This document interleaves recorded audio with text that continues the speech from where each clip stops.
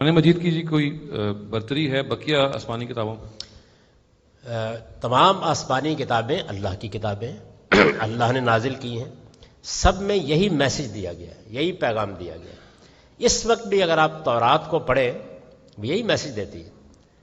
اور میں یہ بھی عرض کر دوں کہ بائبل جو ہے یہ ساری کی ساری الہام نہیں ہے، اس میں تورات ہے، اس میں زبور ہے، اس میں نبیوں کے صحیفے ہیں، اس میں انجیل ہے، لیکن اس میں اس کے سوا جوش ہسٹری ہے پوری کی پوری، وہ انسانوں کا کام ہے، بیچ بیچ میں آ جائے گی۔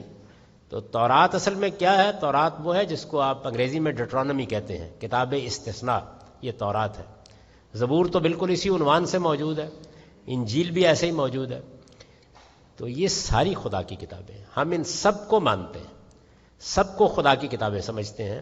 صرف اتنا فرق ہے کہ قرآن مجید آخری کتاب ہے، یعنی خدا کا آخری پیغام ہے، اور آخری پیغام ہونے کی حیثیت سے اللہ تعالیٰ نے یہ اعلان کر دیا ہے کہ اب ماضی کی کوئی چیز ہو یا حال کی یا مستقبل کی، مذہب سے متعلق قرآن میزان ہے، یعنی یہ اتھارٹی ہے، یہ فیصلہ کرے گا کہ کیا چیز صحیح ہے اور کیا غلط ہے۔